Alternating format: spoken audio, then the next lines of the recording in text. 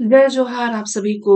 मैं हूँ विनीता और आज हम इस वीडियो में अ, भारत का संविधान में से मूल अधिकार का जो टॉपिक है वो देखेंगे। तो अ, हम वीडियोस को बहुत ज़्यादा लंबा ना करते हुए प्रश्नों की शुरुआत करेंगे, क्योंकि 133 स्लाइड है, इसमें साथ में व्याख्या भी दिया हुआ है। तो उसमें जो कुछ क्वेश्चंस ऐसे थे जो प्रैक्टिस वाले थे, तो उसको मैंने फिलहाल ऐड नहीं किया है, क्योंकि वन लाइनर थे वो, है ना, बेसिक वाले। तो उसको मैंने ऐड नहीं किया है। बाकी जो पीवाईक्यूज हैं वो सारे इसमें ऐड किए हैं। ठीक है। तो मूल अधिकार से जो प्रश्न बने हैं तो वो सारे देखेंगे। तो वीडियो को फालतू में लंबा ना करते हुए पहले प्रश्न की शुरुआत करते हैं। चलिए, आज का हमारा पहला प्रश्न है, अधिकारों को मूल अधिकार क्यों कहा जाता है ना? तो अधिकारों को मूल अधिकार क्यों कहा जाता है? क्योंकि यहाँ पे 5 तथ्य दिए हुए हैं, कथन दिए हुए हैं। चलिए एक बार पढ़ते हैं। यह संविधान में उल्लेखित होता है, यह प्रजातांत्रिक होता है, यह लोक कल्याणकारी होता है, या यह व्यक्तित्व विकास के लिए आवश्यक होता है, या संसद इसके विरुद्ध कानून नहीं बना सकती। तो यह संविधान में उल्लेखित है, ये सही है। और यह व्यक्तित्व विकास के लिए आवश्यक होता है, ये भी सही है। और संसद इसके विरुद्ध कानून नहीं बना सकती, ये सही है। तो इसका उत्तर हो जाएगा 1, 4 और 5, ऑप्शन नंबर सी। ठीक है। चलिए अगला प्रश्न देखते हैं। संविधान के किस अनुच्छेद में मौलिक अधिकारों को प्रवर्तित कराने के लिए सर्वोच्च न्यायालय में समावेदन के लिए अधिकार को प्रत्यभूत किया गया है? इसका उत्तर हो जाएगा अनुच्छेद 32। अनुच्छेद 32 में, है ना, इसका प्रावधान है। संविधान के किस अनुच्छेद में, यानी कि अनुच्छेद 32 में मौलिक अधिकारों को प्रवर्तित कराने के लिए सर्वोच्च न्यायालय में समावेदन करने के लिए अधिकार को प्रत्यभूत किया गया है। चलिए अगला प्रश्न देखते हैं। व्याख्या दिया हुआ है, व्याख्या देख लेते हैं एक बार। मौलिक अधिकार के हनन की स्थिति में अनुच्छेद 32 के तहत सर्वोच्च न्यायालय तथा अनुच्छेद 226 के तहत उच्च न्यायालय में याचिका दायर की जा सकती है। ठीक है। चलिए अगला प्रश्न देखते हैं। भारतीय संविधान के अंतर्गत मूल अधिकारों का संरक्षक कौन है? भारतीय संविधान के अंतर्गत मूल अधिकारों का संरक्षक कौन है? उत्तर हो जाएगा न्यायपालिका। चलिए अगला देखते हैं। अगला हमें सुमेलित करना है। ठीक है। अनुच्छेद दिए हुए हैं एक साइड, और क्या प्रावधान है उस अनुच्छेद में वो दिया हुआ है। चलिए सुमेलित करते हैं। अ, अनुच्छेद 19 में लिखा हुआ है, वाक स्वातंत्र्य आदि विषयक कुछ अधिकारों का संरक्षण।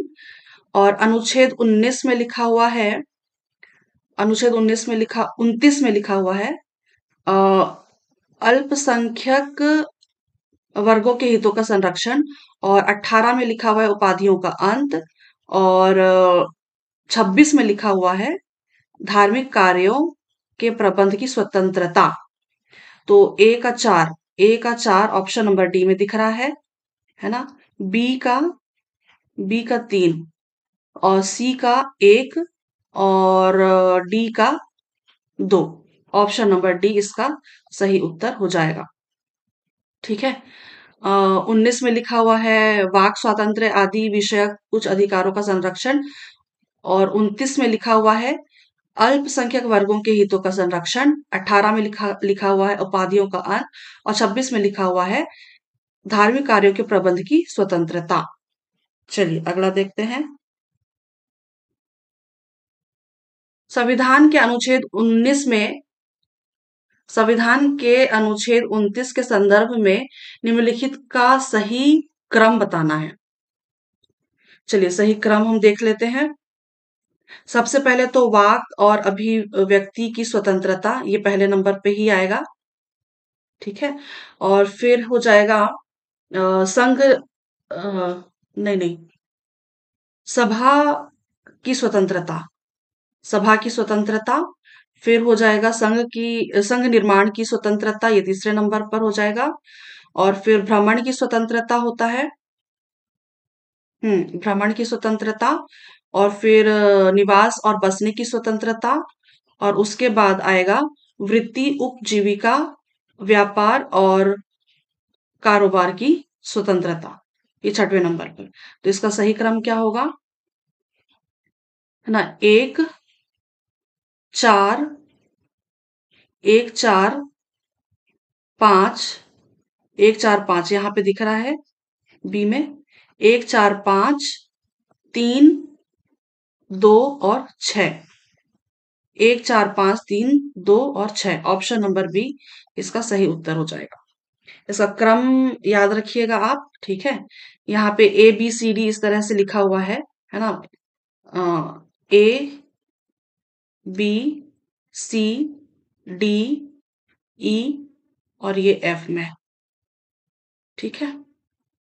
19 ए, ऐसा 19 का ए, अच्छा सॉरी, मतलब कैसे बोलना चाहिए, अनुच्छेद 19 का एक में, एक का ए, ऐसा, ठीक है? फिर 19 का एक में ही बी, एक में ही सी, है ना? इस तरह से लिखा हुआ है।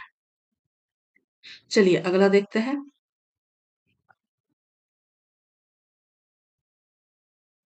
अगला है अनुच्छेद दिए हुए हैं क ख ग घ वही ए बी सी डी ई, है ना? और स्वतंत्रता का अधिकार के संदर्भ में सुमेलित कीजिए, वही सेम प्रश्न है। अगर आपको है ना वो याद है पिछला जैसे जो क्रम था, तो उसके आधार पर आप इसको जमा सकते हैं। चलिए देखते हैं। 19 का क में लिखा हुआ है वाक एवं अभिव्यक्ति स्वातंत्र्य का, और ख में लिखा हुआ है शांतिपूर्ण सम्मेलन का, और फिर सी में लिखा हुआ है ग में लिखा हुआ है सी में संगम बनाने का, और फिर घ में लिखा हुआ है अबाध संचरण का, ठीक है? हाँ, तो इसका उत्तर क्या हो जाएगा, दो ए हाँ, 2 4 1 3, 2 4 1 3, ऑप्शन नंबर डी, 2 4 1 3।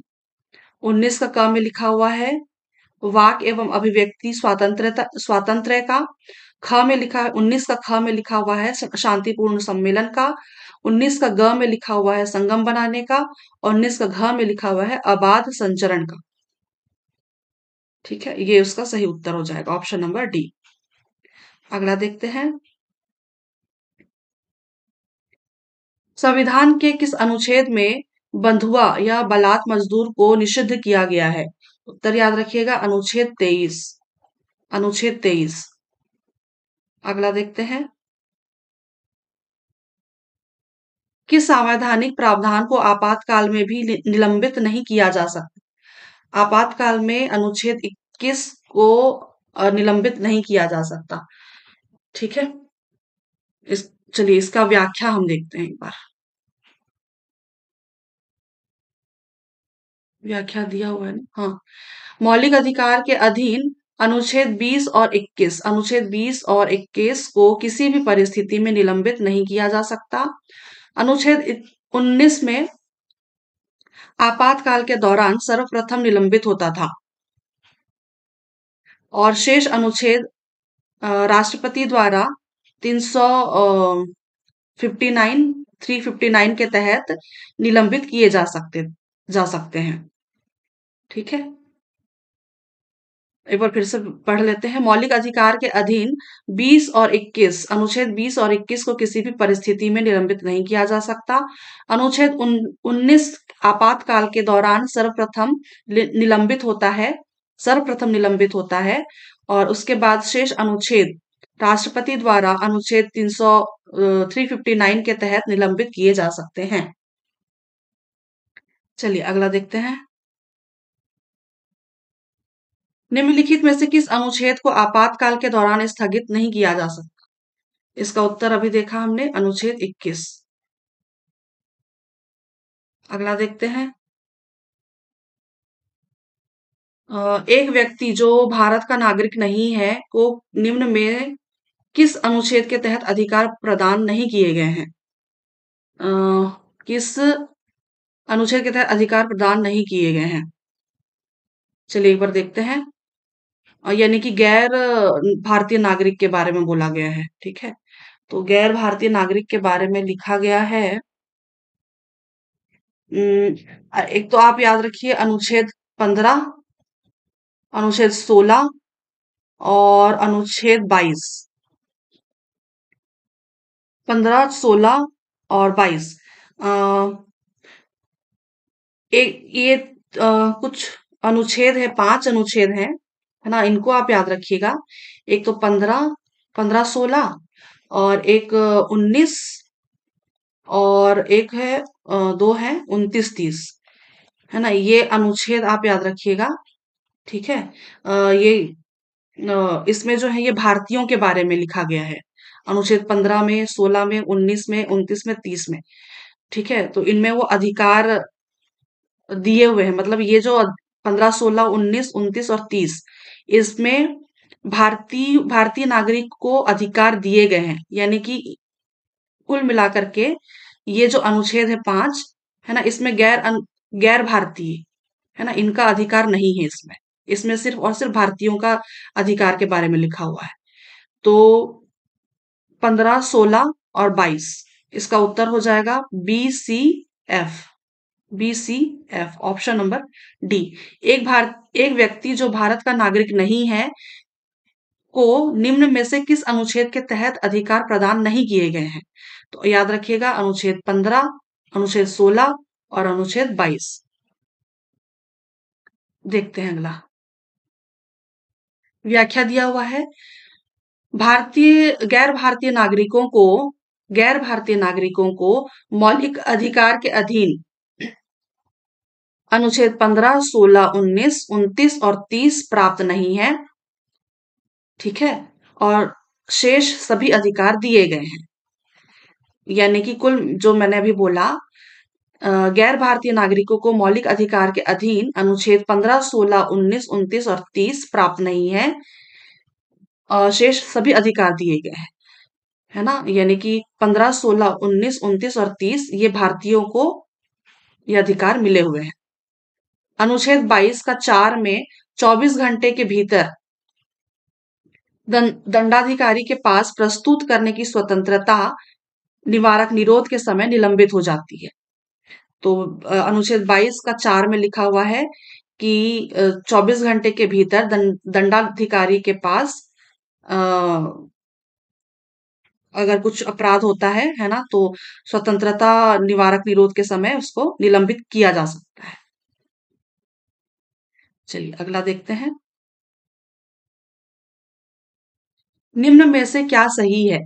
तो निम्न में से क्या सही है, चलिए देखते हैं। संविधान का अनुच्छेद 21 कार्यपालिका के कार्यों के विरुद्ध व्यक्ति का संरक्षण करता है, ये सही है।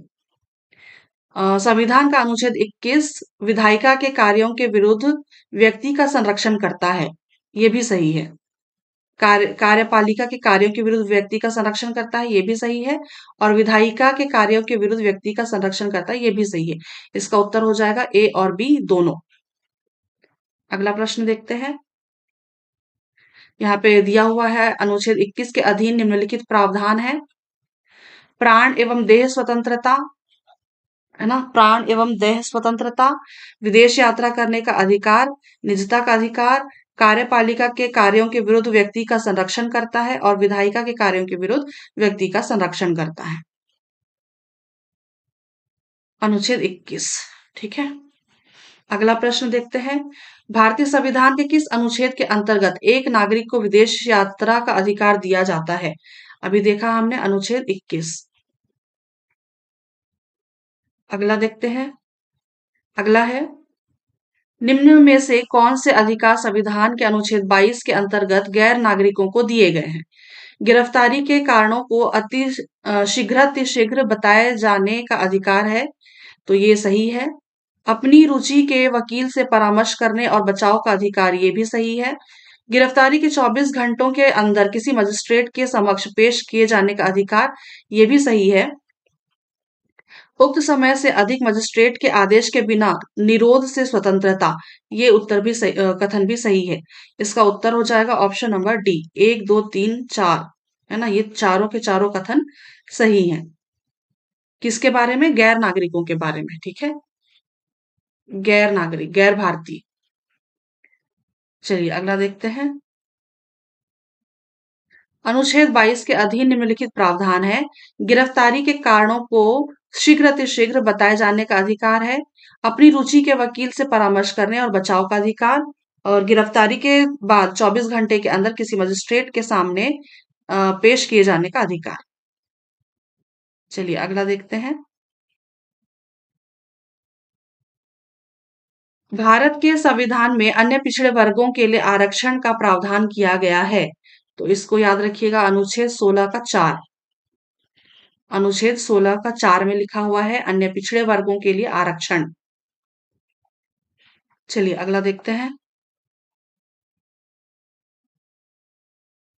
संविधान के किस प्रावधान द्वारा अस्पृश्यता का उन्मूलन किया गया है? तो इसका उत्तर याद रखिएगा, 7वां अनुच्छेद। 7वां अनुच्छेद, 7वें अनुच्छेद में अस्पृश्यता का अंत, ये लिखा हुआ है। ठीक है, चलिए अगला देखते हैं। व्याख्या भी दिया हुआ है, देखते हैं। अनुच्छेद 17 में, अनुच्छेद 17 में अस्पृश्यता का अंत का वर्णन है। इसके लिए 1955 में अस्पृश्यता अधिनियम कानून लागू हुआ, जिसे 1976 में सिविल अधिकार संरक्षण अधिनियम 1976 कर दिया गया। ठीक है, चलिए ये व्याख्या ध्यान में रखिएगा। चलिए अगला देखते हैं।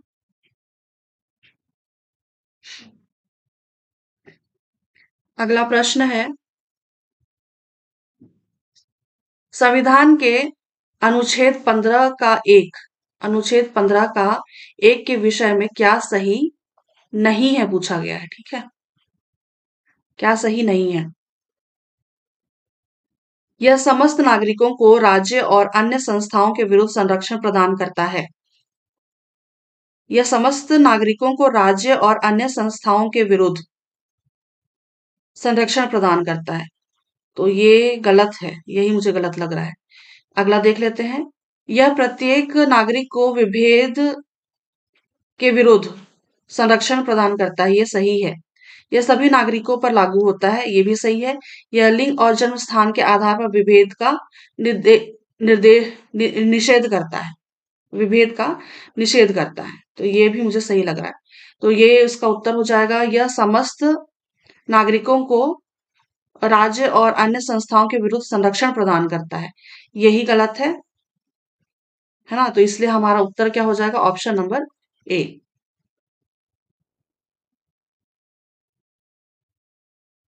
सही क्या है? चलिए देखते हैं सही क्या है।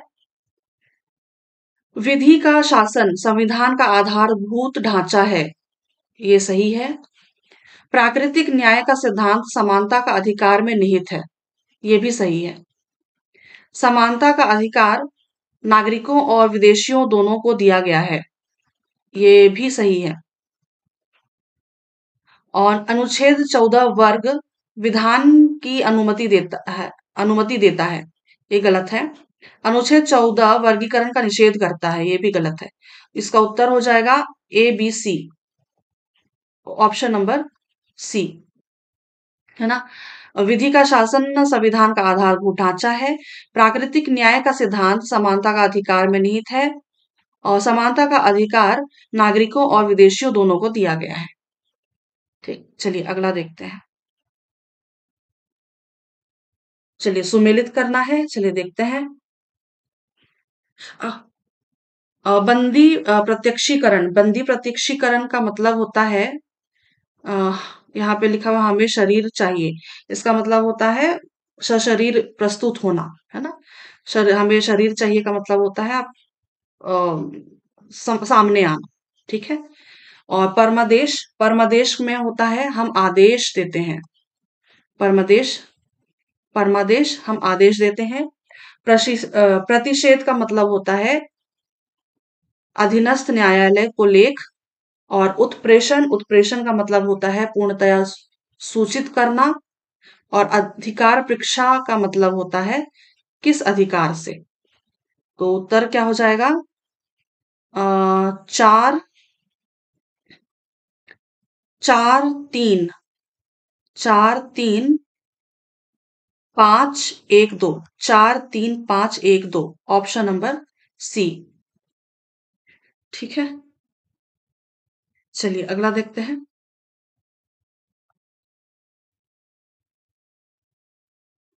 यहाँ पे अनुच्छेद 32 में संवैधानिक उपचारों का अधिकार दिया गया है, जिसमें न्यायपालिका द्वारा 5 प्रकार की रिट जारी होती है, रिट जारी की जाती है।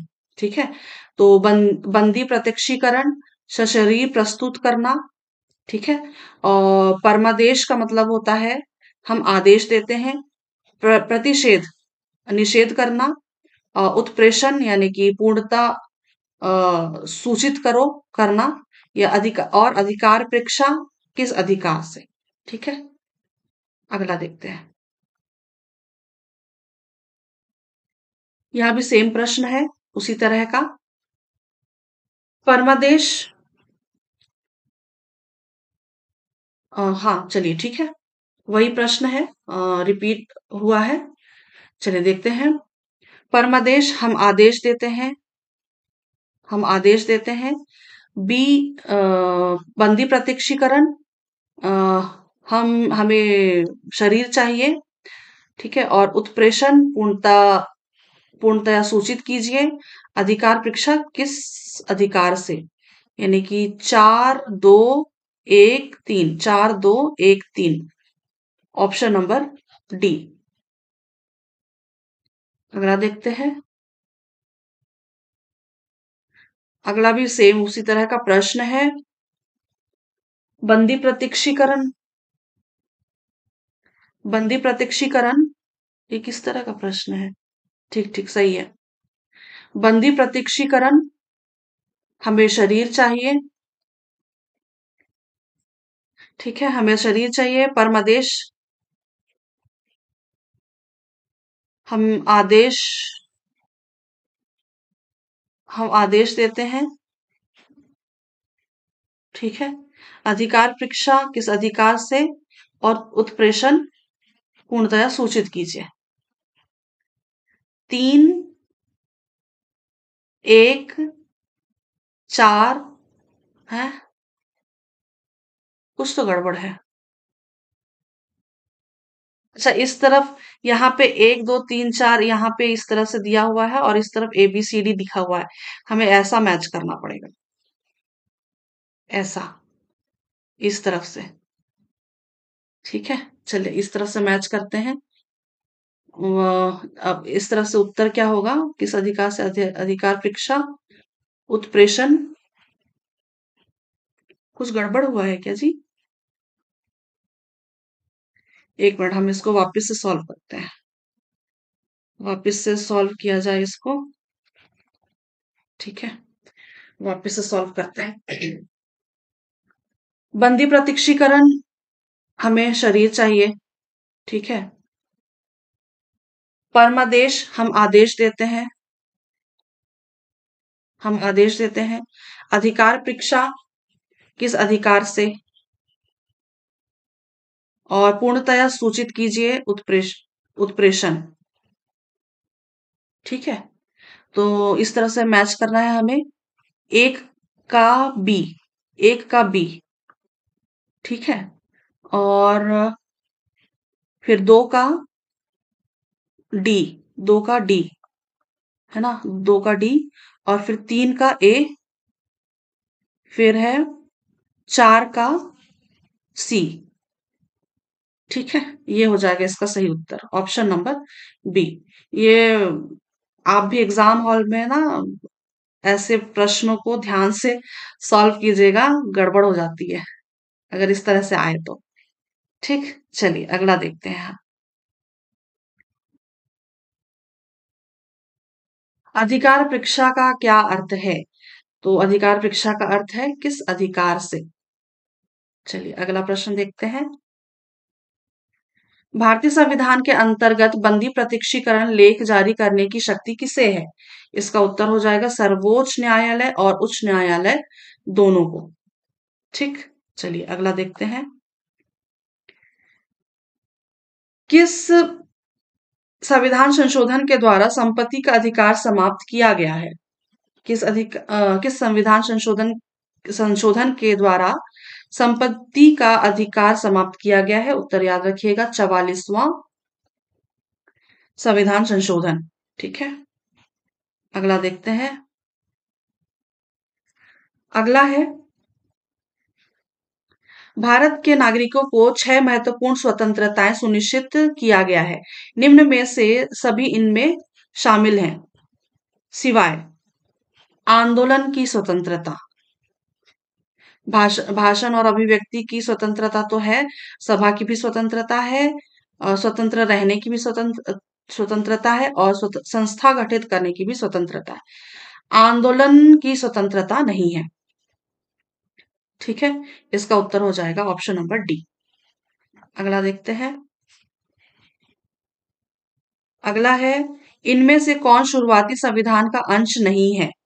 शुरुआती संविधान का अंश नहीं है, ये तो सारे थे। ऑप्शन नंबर बी इसका सही उत्तर हो जाएगा शिक्षा का अधिकार। शिक्षा का अधिकार ये बाद में जोड़ा गया है।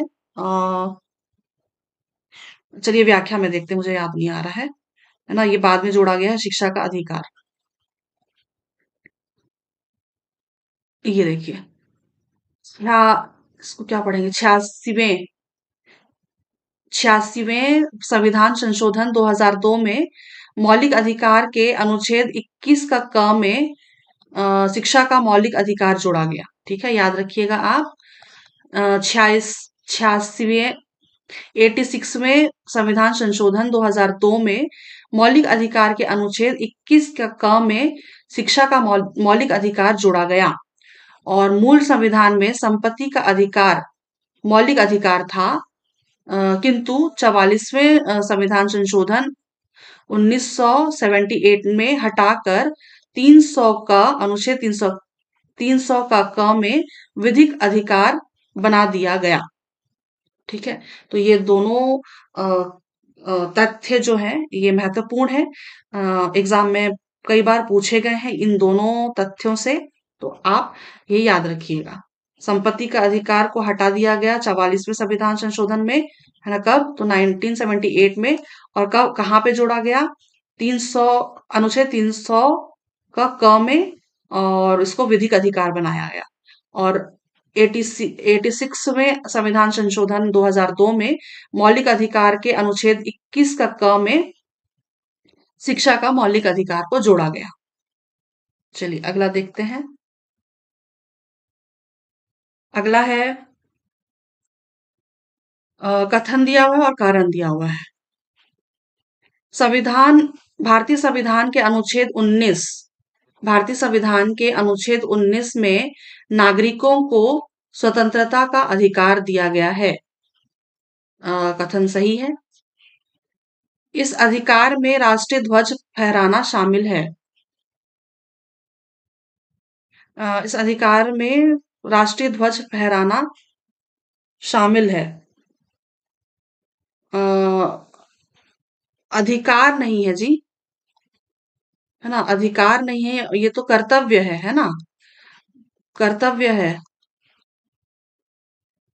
अधिकार कैसे होगा, ये तो कर्तव्य है ना, इसका सम्मान करना, है ना, राष्ट्रीय ध्वज के बारे में, है ना। तो इसका उत्तर हो जाएगा, कथन और कारण दोनों सही तो हैं, ठीक है, लेकिन जो कारण है वो कथन का सही व्याख्या नहीं कर रहा है ना, तो ऑप्शन नंबर बी इसका सही उत्तर हो जाएगा। ठीक है, चलिए अगला देखते हैं। अगला प्रश्न है निम्नलिखित में से कौन सा मूल अधिकार नहीं है? मूल अधिकार नहीं है, तो मूल अधिकार कौन सा नहीं है? संपत्ति का अधिकार जो है ये मूल अधिकार नहीं है। ठीक, चलिए अगला देखते हैं। ये दिया हुआ है, भारतीय संविधान में 42वें संविधान संशोधन 1976 के तहत संपत्ति के अधिकार को मूल अधिकार से हटाकर विधिक अधिकार के रूप में अनुच्छेद 300 का क में शामिल किया गया। ठीक है। कुछ तो डाउट है, कुछ तो डाउट है, कुछ तो डाउट है यहाँ पे। अभी हमने एक व्याख्या देखा था ना जी, भारतीय संविधान में। अ, मैं इसको करेक्ट करूंगी अगर मुझे कहीं पे और मिलता है ना। मैं खुद भी भूल गई हूँ। पिछला हमने एक व्याख्या देखा, उसमें 44वां संविधान लिखा हुआ था। 44वां संविधान लिखा हुआ था, और यहाँ पे तो इन्होंने 42वां संविधान लिखा हुआ है, 1976 लिखा हुआ है। हमने अभी अभी थोड़ी देर पहले पढ़ा था 1978 के तहत संपत्ति के अधिकार को हटाकर। ठीक है। अ, है ना, ये तो सही था अनुच्छेद का क। कुछ तो गड़बड़ है जी इसमें। चलिए इसको अभी फिलहाल के लिए, आप अगर आपको मिल रहा होगा कहीं पे, आप वो कर लीजिएगा, इंटरनेट से देख लीजिएगा एक बार, है ना। बाकी अगर होगा तो मैं इसको कमेंट बॉक्स में पिन करके अपडेट कर दूंगी। ठीक है। मैं खुद भी भूल गई हूँ इसके बारे में। चलिए अगला देखते हैं। अगला है, अगला है, किस मौलिक अधिकार को डॉक्टर बी आर अंबेडकर ने संविधान का हृदय स्थल तथा आत्मा कहा है? इसका उत्तर है संवैधानिक उपचारों का अधिकार। ठीक है। अगला देखते हैं। संविधान के भाग 3 में मौलिक अधिकार के तहत अनुच्छेद 32 में संवैधानिक उपचारों का अधिकार है, जिसे डॉक्टर भीमराव अंबेडकर ने संविधान की आत्मा कहा है। अगला प्रश्न देखते हैं। मौलिक अधिकार एवं नीति निर्देशक तत्वों के आधारभूत अंतर क्या हैं? तो इसके आधारभूत अंतर ये होंगे, मौलिक अधिकारवाद योग्य है, मौलिक अधिकारवाद योग्य है, जबकि नीति निर्देशक सिद्धांत नहीं। ठीक है, इसका उत्तर ये हो जाएगा, ऑप्शन नंबर सी। अगला देखते हैं। संविधान के अनुच्छेद 25 के अनुसार, संविधान के अनुच्छेद 25 के अनुसार धर्म स्वातंत्र्य का अधिकार किसके अधीन नहीं है? धर्म स्वातंत्र्य का अधिकार किसके अधीन नहीं है? इसका उत्तर हो जाएगा मानववाद, मानववाद के अधीन नहीं है। अगला देखते हैं। लोक व्यवस्था, सदाचार और स्वास्थ्य तथा इस भाग के अन्य उपबंधों के अधीन रहते हुए सभी व्यक्तियों को अंतःकरण की स्वतंत्रता का और धर्म के धर्म को आबाद रूप से मानने, आचरण करने और प्रचार करने का समान हक होगा। ठीक है। तो लोक व्यवस्था, सदाचार और स्वास्थ्य, ठीक है, ये 3 शब्द याद रखिएगा आप। ठीक है। सभी व्यक्ति को अंतःकरण की स्वतंत्रता का, धर्म को आबाद रूप से मानने का और आचरण करने और प्रचार करने का समान हक है। अगला देखते हैं। अगला है, किस वाद ने संसद में मौलिक अधिकारों में संशोधन का अधिकार दिया? तो इसका उत्तर, बहुत फेमस सा प्रश्न है ये, इसका उत्तर हो जाएगा केशवानंद भारतीवाद। चलिए अगला देखते हैं।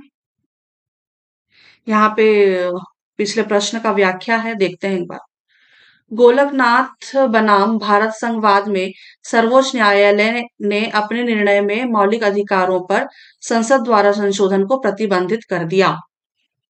और केशवानंद भारती बनाम भारत संघ, मौलिक अधिकारों में संशोधन संभव किंतु मूल ढांचे पर प्रभाव नहीं होना चाहिए। ठीक है। मिनर्वा मिल बनाम भारत संघ, सर्वोच्च न्यायालय में ने मौलिक अधिकारों को मौलिक कर्तव्यों से वरीयता दी। तो ये तीन फेमस से केसेस थे।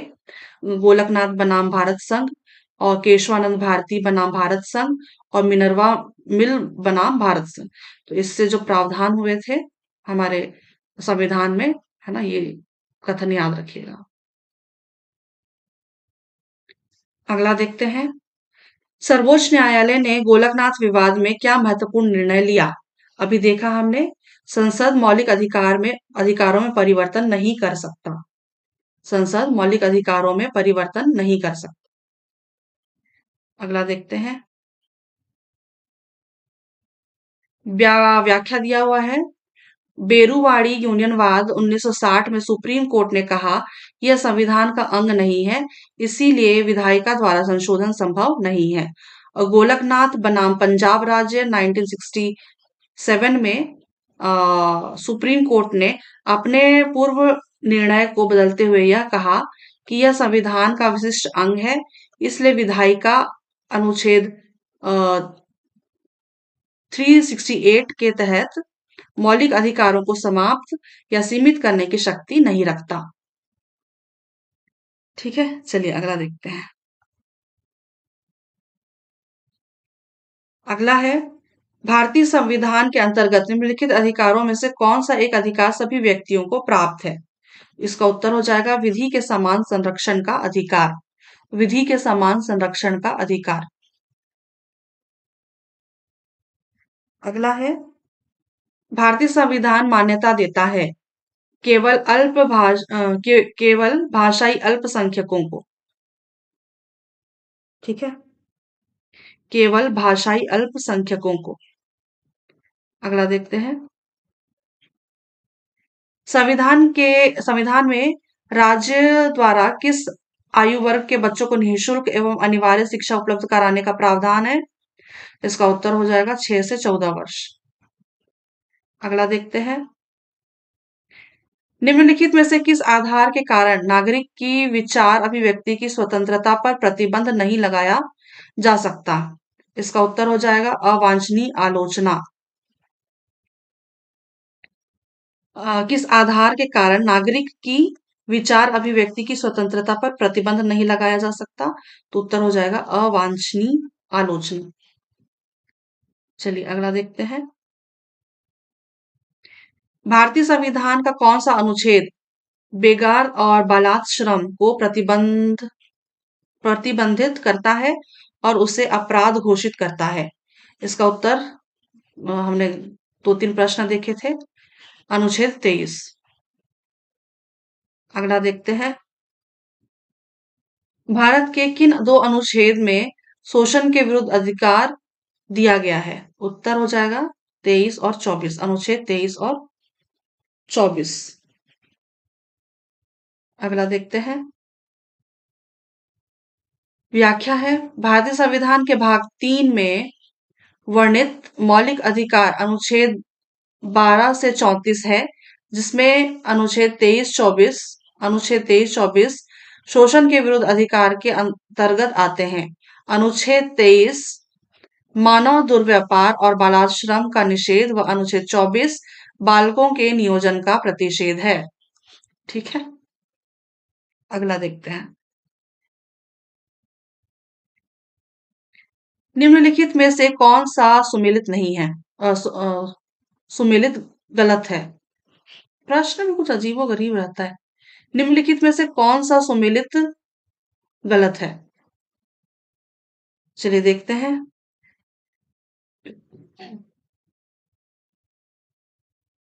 अनुच्छेद 23 फैक्ट्री आदि में बच्चों का रोजगार, ये ही गलत है। अनुच्छेद 26 धार्मिक मामलों को प्रबंध करने की स्वतंत्रता, ये तो सही है। तो अनुच्छेद 23 इसका सही उत्तर हो जाएगा, यानी कि ऑप्शन नंबर ए, सिर्फ एक। अगला देखते हैं। शिक्षा का अधिकार हेतु किस वर्ष में संविधान में संशोधन किया गया? इसका उत्तर हो जाएगा 2002। ठीक है, चलिए अगला देखते हैं। यहाँ पे व्याख्या दिया हुआ है। 86वां संविधान संशोधन 2002 संविधान में शिक्षा के अधिकार को शामिल किया गया है। अगला देखते हैं। भारतीय संविधान के किस अनुच्छेद में न्यायिक पुनरावलोकन आधारित है? न्यायिक पुनरावलोकन, इसका उत्तर हो जाएगा अनुच्छेद 21। अगला देखते हैं। भारतीय संविधान के अनुच्छेद 20 में निम्नलिखित में से क्या सम्मिलित है? अनुच्छेद 20 में क्या सम्मिलित है? कार्योत्तर विधि से संरक्षण, दोहरे दंड की दोहरे दंड से संरक्षण और आत्म अभिशंसन से संरक्षण, ये तीनों अनुच्छेद 20 में लिखा हुआ है। कार्योत्तर विधि से संरक्षण, दोहरे दंड से संरक्षण और आत्म अभिशंसन से संरक्षण, तो इसका उत्तर हो जाएगा उपर्युक्त सभी। ठीक है, चलिए अगला देखते हैं। अगला है, निम्नलिखित में से कौन सा संविधान के अनुच्छेद 12 में परिभाषित राज्य शब्द में शामिल नहीं है? राज्य शब्द में शामिल नहीं है। तो शामिल नहीं है पूछा गया। चलिए देखते हैं, 8 दिए हुए हैं यहाँ पे। और संसद शामिल है, राज्य विधानमंडल शामिल है, संघीय न्यायपालिका ये शामिल नहीं है। ठीक है, और राज्य न्यायपालिका ये भी शामिल नहीं है, उच्च न्यायालय ये भी शामिल नहीं है, संघीय कार्यपालिका शामिल है, राज्य कार्यपालिका शामिल है, और भारत के समस्त स्थानीय प्राधिकारी भी शामिल है, और भारत शासन यंत्राधीन समस्त स्थानीय प्राधिकारी ये भी शामिल है। तो ये जो शामिल नहीं है वो संघीय न्यायालय और राज्य न्यायपालिका, उच्च न्यायालय है ना, ये शामिल नहीं है। तो ऑप्शन नंबर 3 और 4, ऑप्शन नंबर बी इसका सही उत्तर हो जाएगा। ठीक है, चलिए अगला देखते हैं। अगला यहाँ पे व्याख्या दिया हुआ है, देखते हैं। इस अनुच्छेद में राज्य की परिभाषा में निम्न शामिल हैं: भारत की सरकार एवं संसद, राज्य सरकार और विधानमंडल, भारत के राज्य क्षेत्र के भीतर या भारत सरकार के नियंत्रण के अधीन सभी अस्थायी प्राधिकारी और अन्य प्राधिकारी। अगला देखते हैं। किन परिस्थितियों में नागरिकों के मौलिक अधिकार निलंबित किए जा सकते हैं? चलिए देखते हैं किन परिस्थितियों में। तो प्रतिरक्षा सेना के सदस्यों के संबंध में है ना निलंबित किए जा सकते हैं, संवैधानिक संशोधन द्वारा निलंबित किए जा सकते हैं, आपातकाल उद्घोषणा हो है ना तब भी किए जा सकते हैं, और सर्वोच्च न्यायालय द्वारा नहीं, ये पॉसिबल नहीं है। जब सैन्य विधि लागू हो तो भी निलंबित किए जा सकते हैं, संसद द्वारा तो निलंबित नहीं किए जा सकते। तो 1, 2, 3 और 5, 1, 2, 3 और 5, ऑप्शन नंबर सी आपका सही उत्तर हो जाएगा। चलिए अगला देखते हैं। संविधान का अनुच्छेद 21 संरक्षण प्रदान करता है। संविधान का अनुच्छेद 21 संरक्षण प्रदान करता है किसको किसको? चलिए देखते हैं। कार्यपालिका के कार्यों के विरुद्ध करता तो है ना, विधायिका के कार्यों के विरुद्ध। तो यहाँ पे जो ये ऑप्शन दिख रहा है ना, कार्यपालिका और विधायिका दोनों के कार्यों के विरुद्ध, ये उसका सही होगा। है ना, ये अलग अलग से क्यों लेंगे हम, क्योंकि यहाँ पे तो ऑप्शन ही 2 प्रकार का दिया हुआ है। तो ये हो गया कार्यपालिका और विधायिका दोनों के कार्यों के विरुद्ध, और अगला हो जाएगा व्यक्ति को होगा कि नागरिक को होगा जी? क्योंकि यहाँ पे ऑप्शन नंबर सी सही है ना, तो हम व्यक्ति को तो नागरिक वाला ऑप्शन यहाँ पे कहीं पे दिख भी नहीं रहा है ना? तो हम यहाँ पे अपना स्वविवेक इस्तेमाल करते हैं। ठीक है, मैं है ना? तो इसका उत्तर हो जाएगा 3 और 4, ऑप्शन नंबर सी इसका सही उत्तर होगा। चलिए अगला देखते हैं। अगला है, हमारे संविधान के किस अधिकार के तहत बाल मजदूरी निषेध है? तो इसका तो सिंपल सा उत्तर दिख रहा है, शोषण के विरुद्ध अधिकार। चलिए अगला प्रश्न देखते हैं। भारत के संविधान के अंतर्गत वाक स्वतंत्रता किसके संरक्षण करने के आधार पर युक्ति युक्त निर्बंधन के अधीन होता है? इसका उत्तर भी आप पहला ही दिख रहा है मुझे, देश की संप्रभुता और अखंडता। ठीक है, इसका उत्तर हो जाएगा देश की संप्रभुता और अखंडता। चलिए अगला देखते हैं। अगला प्रश्न है, निम्नलिखित में से किस अनुच्छेद में भारत का संविधान नागरिकों को शांतिपूर्ण और निरायुध सम्मेलन का अधिकार देता है? तो इसका उत्तर याद रखिएगा आप, अनुच्छेद 19 का 1 का ख। ठीक है, ख नहीं याद रखेंगे आप, नहीं रख सकते तो आप बी याद रखिएगा। ठीक है, अनुच्छेद 19 का 1 का ख, बी। ठीक है, चलिए अगला देखते हैं।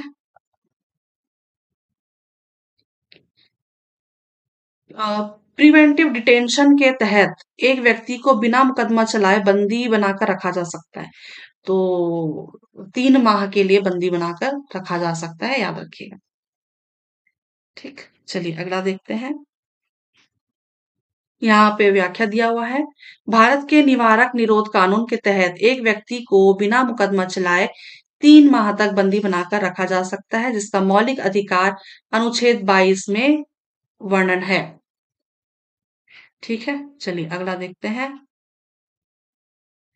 इनमें से कौन सा अनुच्छेद अस्पृश्यता की प्रथा को प्रतिबंधित करता है?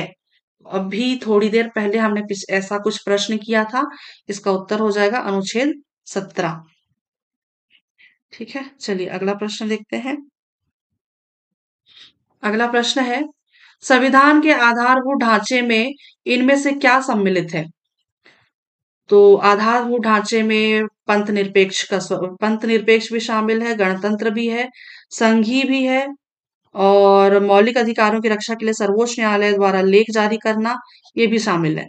उत्तर हो जाएगा option number D, A B C D, ये चारों के चारों शामिल हैं। ठीक है, चलिए अगला प्रश्न देखते हैं। अगला प्रश्न है, अगला प्रश्न है, ये प्रश्न हमने पिछला कर लिया था, फिर भी चलिए देख लेते हैं। बंदी प्रत्यक्षीकरण, बंदी प्रत्यक्षीकरण हमें शरीर चाहिए। ठीक है, सशरीर प्रस्तुत होना, जिसका मतलब होता है परमादेश।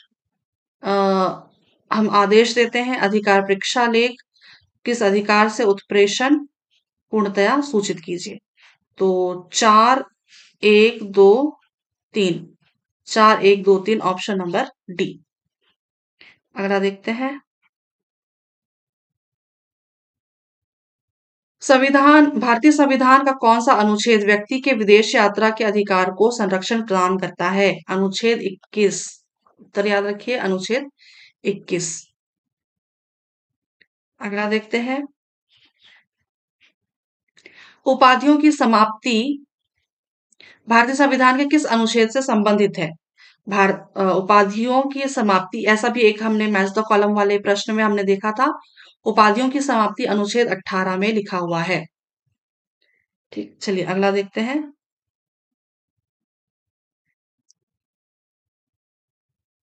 संविधान के किस अनुच्छेद में कानून का समान संरक्षण प्रावधानित है? कानून का समान संरक्षण का प्रावधान है अनुच्छेद 14 में।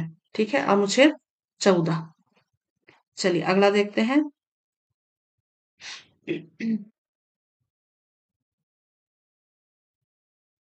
संविधान के अनुच्छेद 26 संविधान के अनुच्छेद 26 में धार्मिक कार्यों के प्रबंध की स्वतंत्रता पर क्या प्रतिबंध लगाया गया है? तो क्या प्रतिबंध लगाया गया है पूछा गया है, ठीक है। तो एक तो लोक व्यवस्था, सदाचार और आ, लोक व्यवस्था, सदाचार और स्वास्थ्य, ठीक है। लोक व्यवस्था, सदाचार और स्वास्थ्य, इस पर प्रतिबंध लगाया गया है। यहाँ पे कुछ गड़बड़ है, ये ना, ये प्रिंट मिस्टेक होगा ये। उत्तर हो जाएगा 145, 145, option number D. Option number D. चलिए अगला देखते हैं।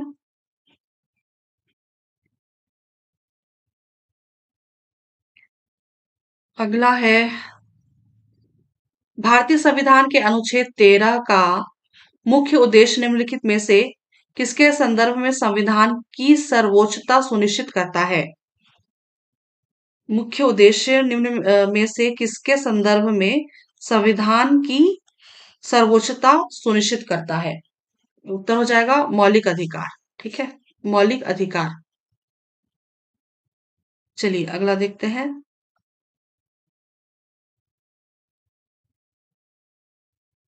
संविधान के किस अनुच्छेद में अल्पसंख्यकों के हितों का संरक्षण है? ऐसा प्रश्न भी हमने देखा हुआ है, कर लिया है। अनुच्छेद 29, अल्पसंख्यकों के हितों का संरक्षण, अनुच्छेद 29। अगला देखते हैं। सेम प्रश्न है, स्किप करें क्या?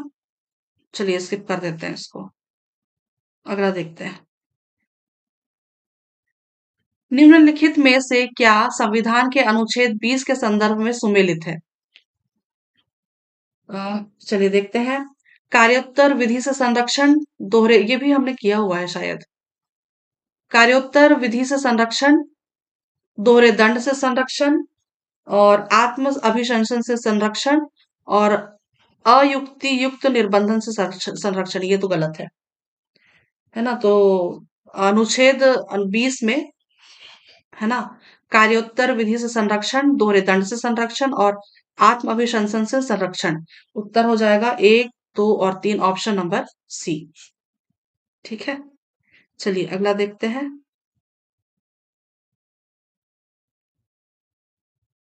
भारत के उस मुख्य न्यायाधीश का नाम बताइए जिसने यह निर्णय लिया था कि निजता का अधिकार एक मौलिक अधिकार है।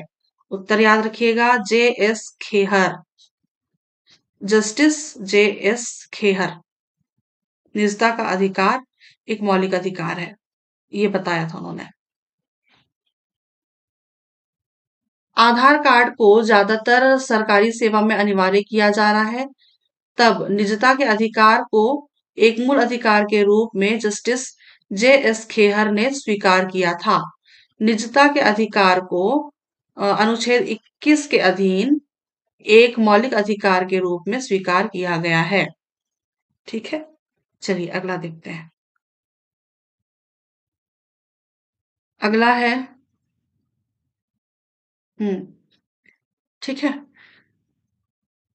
निम्नलिखित कथनों को पढ़िए और सही विकल्प का चयन कीजिए।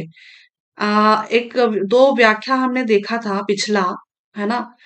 एक व्याख्या में लिखा हुआ था ना जी, 42वां संविधान संशोधन। तो इसमें आप सही कर लीजिए, क्योंकि ये करेक्शन वाला है, ये सही है, मतलब करेक्ट है ये। 44वें संविधान 44वें संविधान अधिनियम 1978 को संपत्ति के अधिकार को मौलिक अधिकार की सूची से हटा दिया गया। ये कथन सही है, ठीक है। और पिछला जो हमने एक व्याख्या देखा था, है ना, उसको जिसमें लिखा हुआ था 42वें संविधान संशोधन 1976, उसको गलत कीजिएगा, क्योंकि यही सही है। 44वें संविधान संशोधन अधिनियम 1978 द्वारा संपत्ति के अधिकार को मौलिक अधिकारों की सूची से हटा दिया गया, ठीक है, ये कथन सही है। और संपत्ति के अधिकार को संविधान के भाग 12 में अनुच्छेद 300 का ए के तहत विधिक अधिकार बना दिया गया, ये भी सही है। है ना? तो कथन 1 एवं 2 दोनों ही सही हैं, इसका सही उत्तर हो जाएगा। तो आप ये याद रखिएगा, ठीक है? जैसे कि मेरे दिमाग से निकल जाती है चीजें, इतना सारा कुछ पढ़ते पढ़ाते, है ना? तो आप ये याद रखिएगा कि 44वें संविधान संशोधन में 44वें संविधान संशोधन 1978, है ना? इसके तहत संविधान के अधिकार को मौलिक अधिकार की सूची से हटा दिया गया और संपत्ति के अधिकार को संविधान के भाग 12 में अनुच्छेद 300 का क में या ए के तहत इसको विधिक अधिकार बना दिया गया। ये दोनों कथन सही है। चलिए अगला देखते हैं।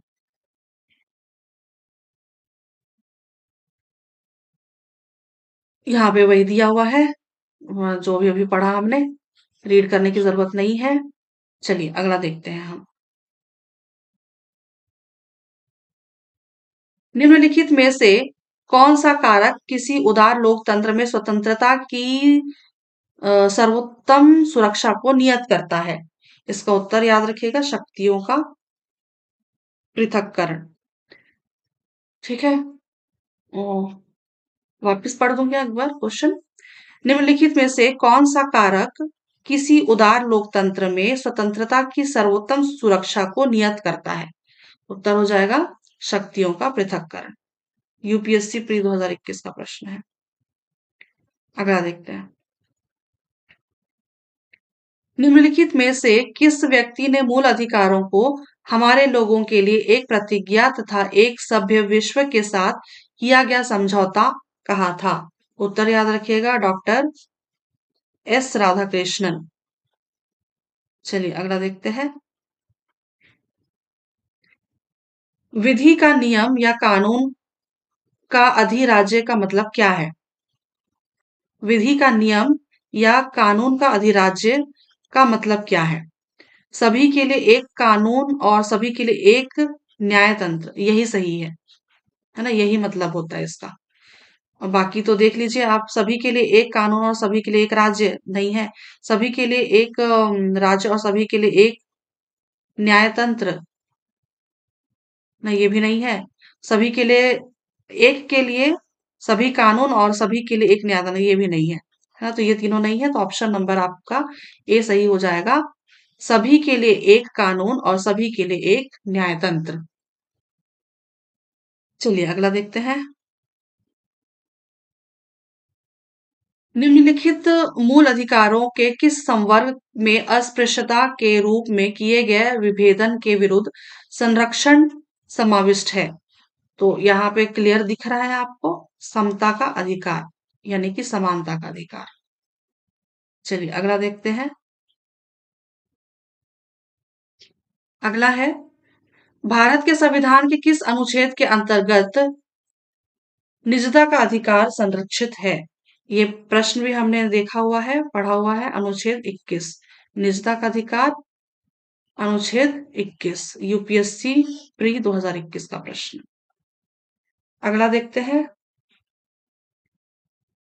भारत के संविधान का अनुच्छेद 24 जोखिमपूर्ण कार्यों से संबंधित कारखानों में बालकों के नियोजन को निषेध करता है। ऐसा निषेध है पूर्ण निषेध, है ना? कोई भी कानून, है ना, ये नहीं कहता कि बालकों को या बच्चों को कारखानों में काम कराया जाए, या कर वो लोग नहीं कर सकते, निषेध है।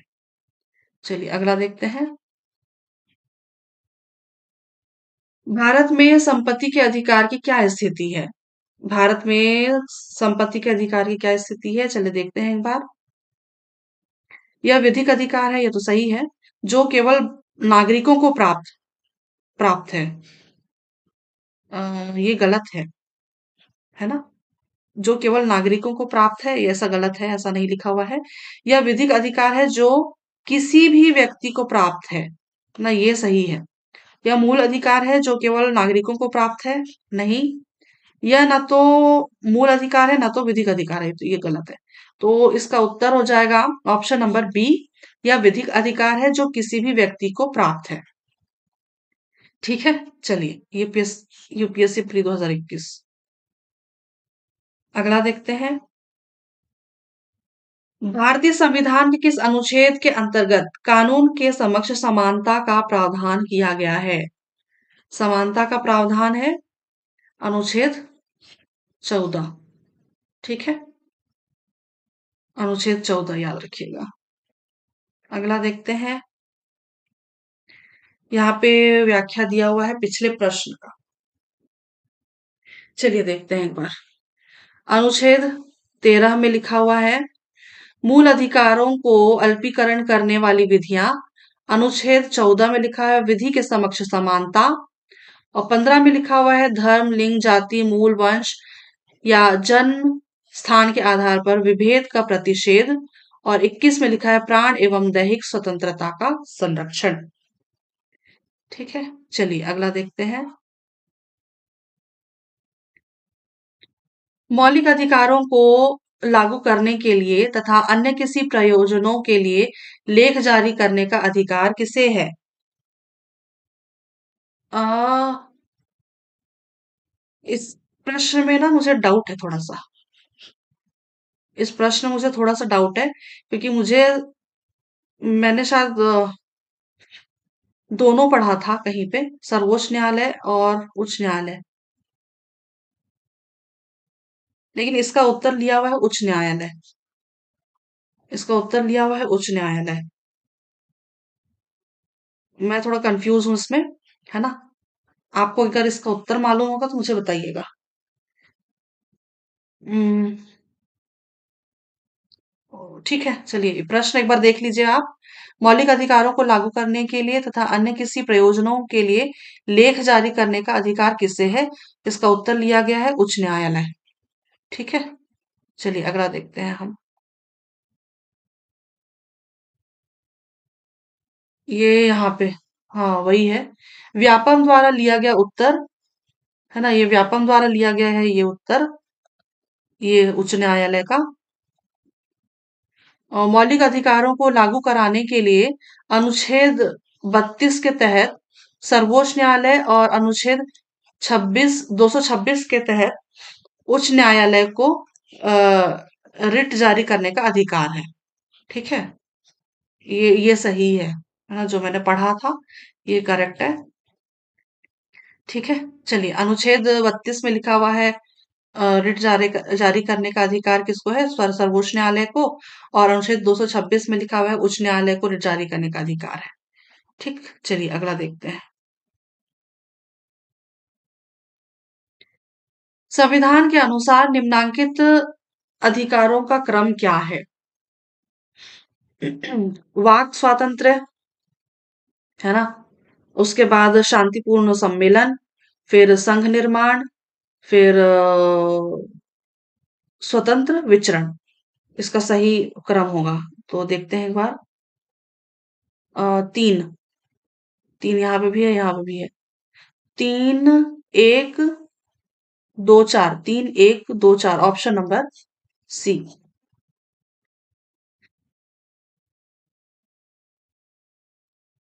यहाँ पे देख लीजिए, आप पढ़ लीजिए।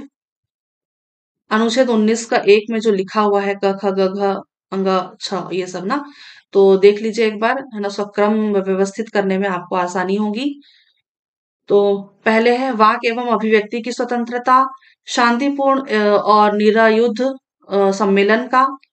और फिर है संगम या संघ या सहकारी समितियां बनाने का, भारत के राज्य क्षेत्र में सर्वत्र आबाद संचरण का।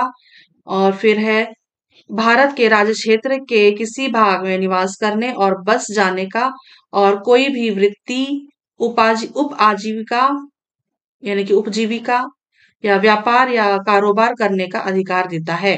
अनुच्छेद 19 का 1 में लिखा हुआ है। ठीक है, चलिए अगला देखते हैं।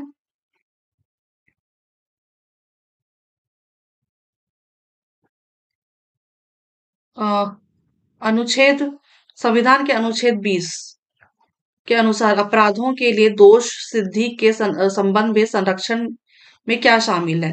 ये भी अभी कुछ प्रश्नों पहले हमने किया था, देखा हुआ है हमने। कार्योत्तर विधि से संरक्षण, दोहरे दंड से संरक्षण, आत्म अभिशंसन से संरक्षण, अपात्रता से संरक्षण नहीं मिलता। उत्तर हो जाएगा 1, 2 और 3, ऑप्शन नंबर सी। अगला देखते हैं, या व्याख्या में भी दिया हुआ है। भारतीय संविधान के अनुच्छेद 20 के तहत निम्नलिखित 3 प्रकार के संरक्षण की घोषणा की गई है। अनुच्छेद 20 का 1 में लिखा हुआ है कार्योत्तर या भूतलक्षी भूतलक्षी प्रभाव की विधि से संरक्षण, और अनुच्छेद 20 का 2 में लिखा हुआ है दोहरे दंड से संरक्षण, और 20 का 3 में लिखा हुआ है स्वयं के विरुद्ध साक्षी या आत्म अभिशंसन से संरक्षण। चलिए अगला देखते हैं, संपत्ति का अधिकार के विषय में क्या सही है। संपत्ति के अधिकार के विषय में यह एक संवैधानिक अधिकार है, ये सही है। चलिए अगला देखते हैं, अगला निम्न कथनों पर विचार कीजिए। चलिए विचार करते हैं और सही उत्तर का भी चयन करना है। संपत्ति का अधिकार एक संवैधानिक अधिकार है, बिल्कुल सही है। इसे साधारण कानून बनाने की प्रक्रिया से संशोधित किया जा सकता है, ये भी सही है। तो इसका उत्तर हो जाएगा 1 और 2 दोनों सही है, ऑप्शन नंबर सी। चलिए अगला देखते हैं, एक अधिकार मूल अधिकार कब कहलाता है। एक अधिकार मूल अधिकार कब कहलाता है, तो देखते हैं, 4 कथन दिए हुए हैं। यह संविधान में लिखा गया हो, बिल्कुल गलत, ऐसा नहीं है। यह संविधान के मूल अधिकार के अध्याय में लिखा गया हो, ये सही है। यह न्यायपालिका द्वारा संरक्षित हो, ये सही है। इसे संविधान संशोधन पद्धति से संशोधित किया जा सकता हो, ये भी सही है। तो उत्तर क्या हो जाएगा, 2, 3 और 4, ऑप्शन नंबर बी। ठीक है, चलिए अगला देखते हैं,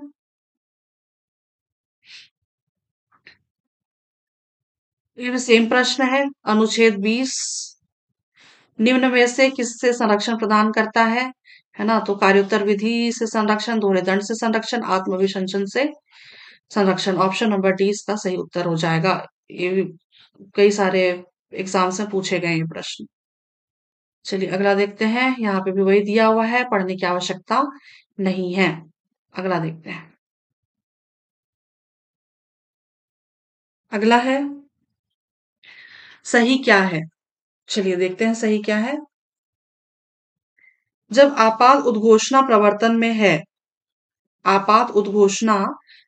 में है तो मौलिक अधिकार अनुच्छेद 20 और 21 को छोड़कर स्वतः निलंबित हो जाते हैं, ऐसा गलत नहीं होता है ना। राष्ट्रपति एक आदेश द्वारा मौलिक अधिकारों को अनुच्छेद 20 और 21 को छोड़कर निलंबित करता है, तो ऐसा भी नहीं है। ये दोनों कथन गलत है ना। तो इसका उत्तर हो जाएगा ऑप्शन नंबर डी, 1 और 2 दोनों गलत है। चलिए अगला देखते हैं, किसी व्यक्ति को एक ही अपराध के लिए एक बार से अधिक अभियोजित या दंडित नहीं किया जाएगा। यह संविधान के किस अनुच्छेद में लिखा गया है। ये लिखा गया है अनुच्छेद 20 में। ठीक है, चलिए अगला देखते हैं,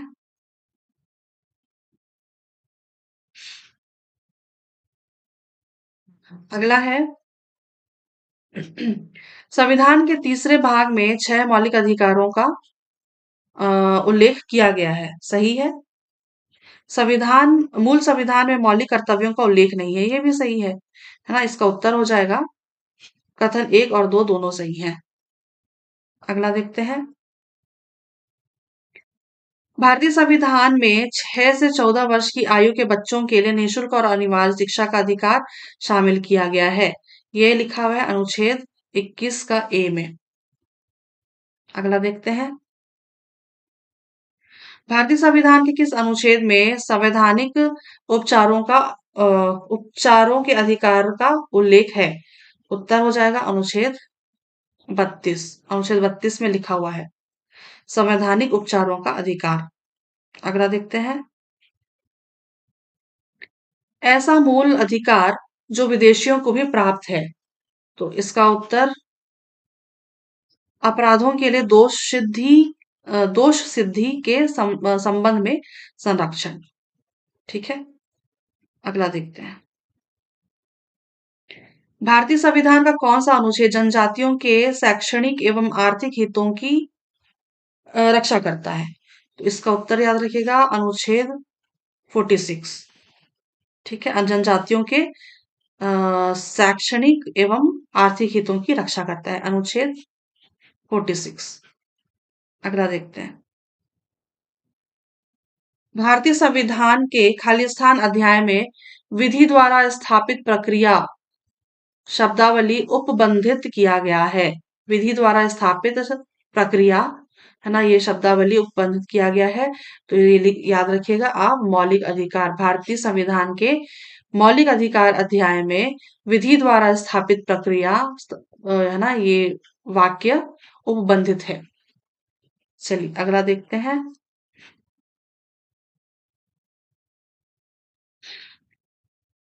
चलिए, मौलिक अधिकारों को प्रवर्तित कराने के लिए सर्वोच्च न्यायालय के किस प्रकार की शक्तियां हैं?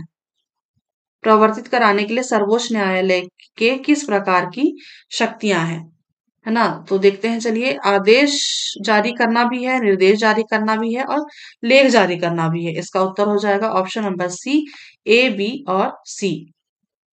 चलिए अगला देखते हैं। अगला प्रश्न है, निःशुल्क एवं अनिवार्य बाल शिक्षा अधिकार अधिनियम 2009 किसके लिए बनाया गया है? इसका उत्तर 6 से 14 वर्ष के सभी बच्चों के लिए। ठीक है, अगला देखते हैं। यहाँ पे भी वही दिया हुआ है, भारतीय संविधान के अनुच्छेद 21 का ए के तहत 6 से 14 वर्ष की आयु के प्रत्येक बच्चे के लिए शिक्षा के मौलिक अधिकार को के रूप में अंगीकृत शिक्षा को मौलिक अधिकार के रूप में अंगीकृत किया गया है। अगला देखते हैं। सुमेलित करना है, एक तरफ दिया हुआ है अनुच्छेद और दूसरी तरफ दिए हुए हैं प्रावधान। चलिए सुमेलित करते हैं। अनुच्छेद 14 में लिखा हुआ है विधि के समक्ष समानता, और 15 में लिखा हुआ है, अनुच्छेद 15 में धर्म, नस्ल, जाति आदि के आधार पर भेदभाव का अंत, और 16 में लिखा हुआ है लोक सेवा में अवसर की समानता, और 17 में लिखा हुआ है अस्पृश्यता का अंत। ठीक है, हाँ सही है। 14 में लिखा हुआ है विधि के समक्ष समानता, 15 में लिखा हुआ है धर्म, नस्ल, जाति आदि के आधार पर भेदभाव का अंत, 16 में लिखा हुआ है अनुच्छेद लोक सेवा में अवसर की समानता, और 17 में लिखा हुआ है अस्पृश्यता का अंत। यानी कि 4 2 3 1, 4 3 2 1, 4 2 3 1, ऑप्शन नंबर डी इसका सही उत्तर हो जाएगा। अगला देखते हैं। अगला है, इस तरफ मौलिक अधिकार दिए हुए हैं और दूसरी तरफ अनुच्छेद। चलिए मिलान करते हैं। स्वतंत्रता का अधिकार लिखा हुआ है 19 से 30 में, सॉरी 19, अनुच्छेद 19 से लेकर के 22 तक, और शोषण के विरुद्ध अधिकार लिखा हुआ है 23 से 24 में, 23-24 में, और धार्मिक स्वतंत्रता का अधिकार 25 से 28 में, और सांस्कृतिक व शैक्षणिक अधिकार लिखा हुआ है 29 से 30 में, 29-30 में। ठीक है, तो क्या हो जाएगा? 3 4 2 1, 3 4 2 1, ऑप्शन नंबर डी। ठीक है, चलिए अगला देखते हैं। अस्पृश्यता का अंत भारतीय संविधान के किस अनुच्छेद में वर्णित है? तो इसका उत्तर अनुच्छेद 17। अगला देखते हैं। अस्पृश्यता का अंत भारतीय संविधान के अनुच्छेद 17 में वर्णित है। इसे और मजबूत करने के लिए संसद ने अस्पृश्यता निवारण अधिनियम 1955 में पारित किया। ठीक है, अगला देखते हैं। भारत के संविधान की प्रस्तावना में किस संविधान संशोधन के द्वारा समाजवादी धर्मनिरपेक्ष शब्द को शामिल किया गया? उत्तर याद रखिएगा आप, 42वें संविधान संशोधन में। समाजवादी, धर्मनिरपेक्ष, अ, समाजवादी, धर्मनिरपेक्ष और धर्मनिरपेक्ष शब्द नहीं, वास्तव में ना ये पंथ निरपेक्ष है। ये कब का प्रश्न है? 2014 का प्रश्न है, ओविड टेट का, है ना। ये धर्मनिरपेक्ष की जगह में पंथ निरपेक्ष है। पंथ निरपेक्ष, समाजवादी, पंथ निरपेक्ष, अखंडता, है ना, अखंडता,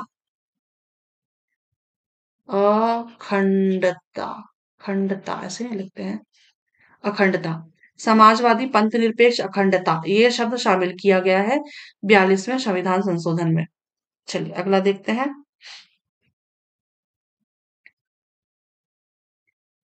भारत के संविधान की प्रस्तावना में 42वां संशोधन 1976 के तहत समाजवादी, अखंडता और पंथ निरपेक्ष शब्द को सम्मिलित किया गया है।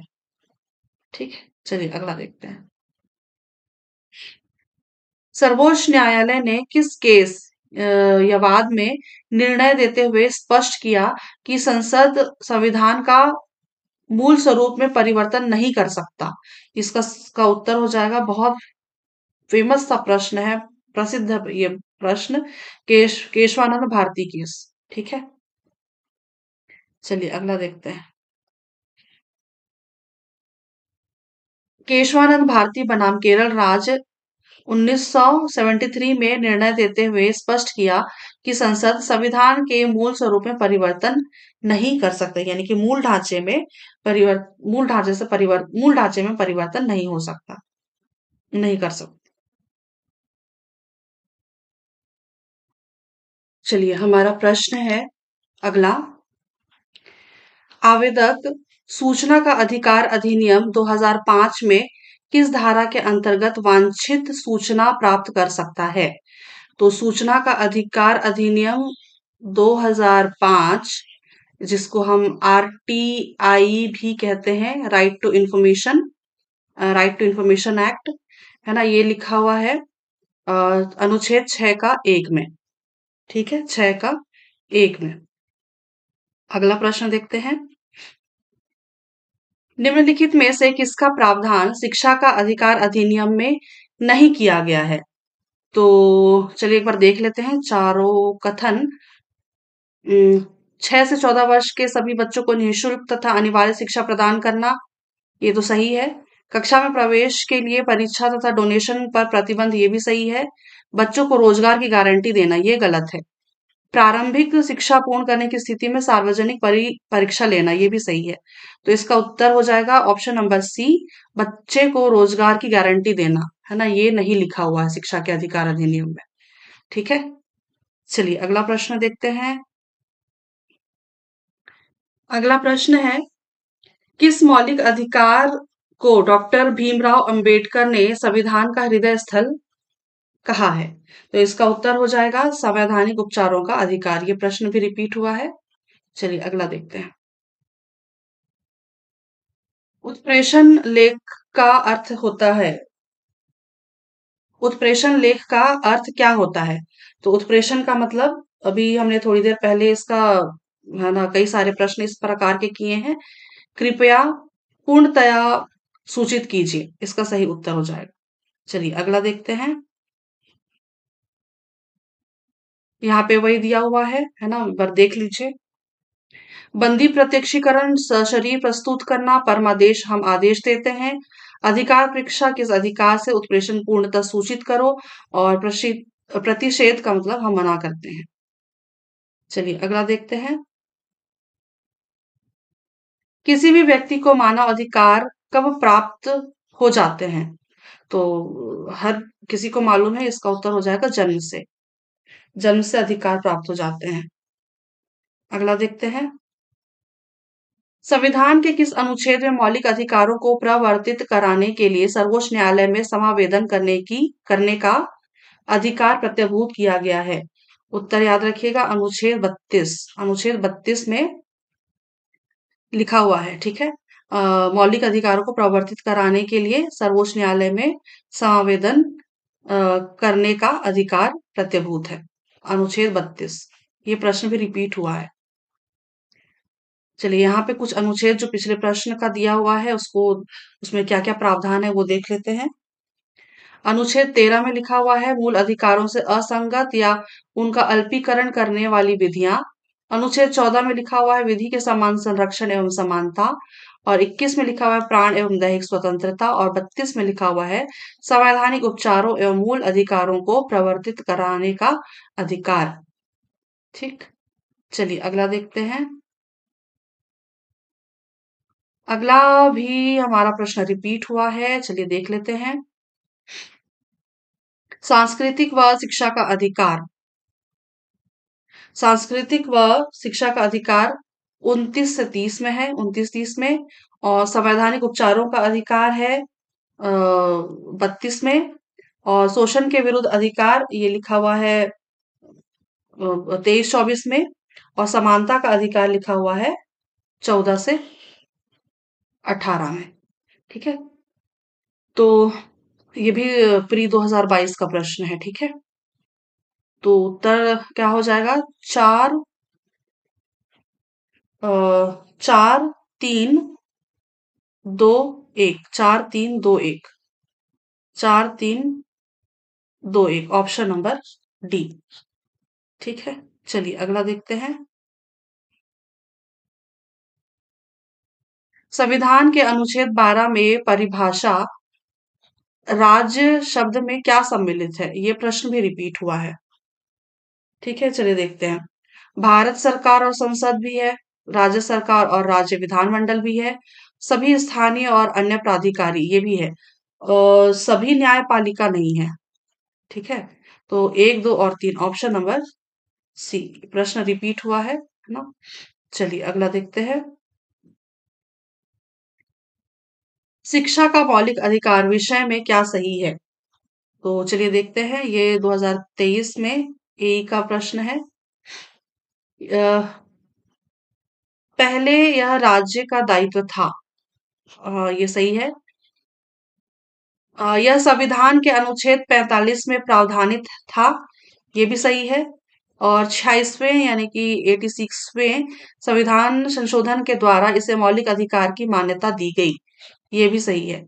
और यह संविधान के अनुच्छेद 31A में प्रावधानित है, ये गलत है। उत्तर हो जाएगा 1, 2 और 3, ऑप्शन नंबर सी इसका सही उत्तर हो जाएगा। ठीक, चलिए यहाँ पे हमारे सारे प्रश्न आज के समाप्त होते हैं। हम वीडियो का अंत यहीं पे करते हैं। अगला हम कुछ और टॉपिक देखेंगे संविधान का। और तब तक के लिए आप सभी को एग्जाम की हार्दिक शुभकामनाएं। धन्यवाद, शुक्रिया और आभार।